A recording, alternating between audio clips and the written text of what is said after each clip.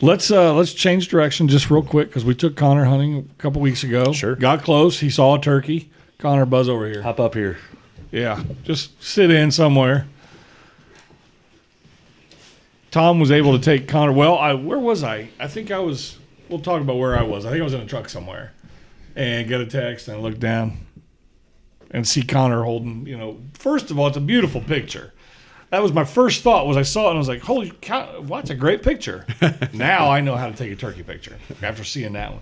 But Tom was able to take you hunting, and you got your first turkey. So both of you, man, tell me about the morning because that's fun. Everything to us. That's awesome. It was fun. Yeah. So I met him down there. 6:15, McDonald's. Hopped in his car, went to the lease, and Tom kind of had a plan to where he thought they would be. Kind of right where we would pull up. There's a field right here, an open area, and we thought they would be there. But so we get out, get ready. He calls, and we hear one cross the road, and then another one way back on the other side of the lake. So they weren't where we thought they would be. So we worked towards the one of the lake, get close, call, nothing, went silent. So then as he was calling, we started to hear them back to where we thought they were in the beginning.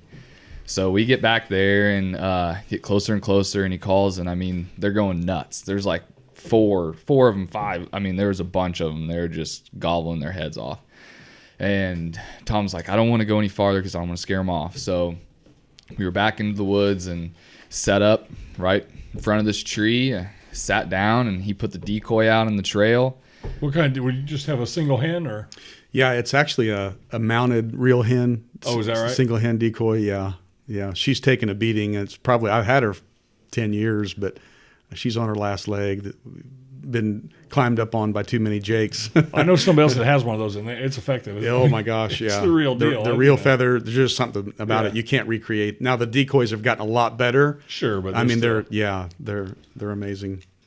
All right. But so he set the decoy up on the trail, and the trail it was at the peak of the trail, so you couldn't see them coming until they got like a pretty crest much in the hill there. Yeah. So I'm set up, and you can just he's calling. You can just hear him getting closer and closer. Are they gobbling? Are they drumming? Oh yeah, gobbling hard. Yeah, and what we saw, because of the crest, the hen was right on the. All of a sudden, you saw the tip of that fan coming up, and then the next thing you see is that big snowball white head. Yep. And heart pumping, Oh, breathing man. hard Oh, the yeah. whole bit. Yep. And then so then another one comes up too. So there's two of them up there, Right and behind him, yeah. Tom whispers in my ear. He said, "Take the right one." So he was kind of down, and then he just like peeked up, and he was like, "Shoot!" So I shot him, and he dropped down. Wasn't going anywhere. That's pretty cool. Brand new gun, second turkey hunt ever. Yep. And you get to hunt with somebody like Tom's pretty. That's a privilege. Yeah. That's a benefit. But awesome, dude. Yeah. Congratulations, man. Thanks. it was a lot of fun. Congratulations. Thanks, man. Yeah. Because It that's was what awesome. we need. As we just said earlier, I get so much thrill out of that. Yep. You know, the cool thing about it is my daughter's boyfriend Zach York.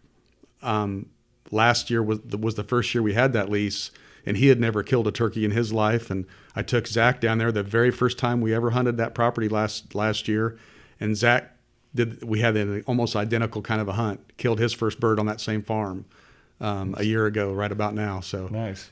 to be involved in a couple of those back-to-back years is really cool. An hour later, what happened?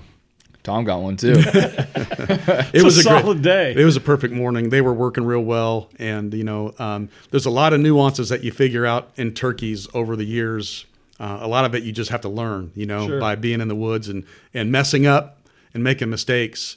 And with Connor's situation, the bird that was behind the lake, he very easily could have been on the ground working our way.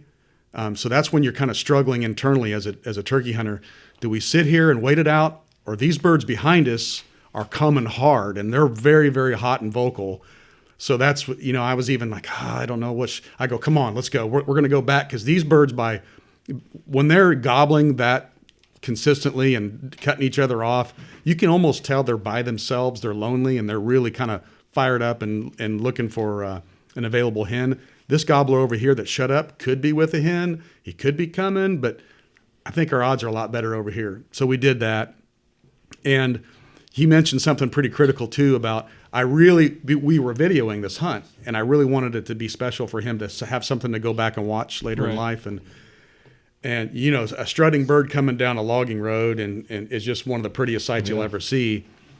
And Connor and I were hunkered up. He was in front of this giant white oak, and I'm right to the right side of it with a tripod. And to be able to read a turkey's body language and understand what could be going through his mind is pretty important, because when he came up over the hill and strut and then suddenly came out of strut and did that look like, in my mind, he either sees something he doesn't quite like. He's been there before. This other gobbler coming up behind him could be a little bit more dominant than he is, and there could be a fracas, and one of those could be ran off here in a second, or he sees something he doesn't like, which we were totally camouflaged. But anytime you're dealing with camera equipment, there's a possibility that they're seeing an outline or a black that they don't, off color, what have you.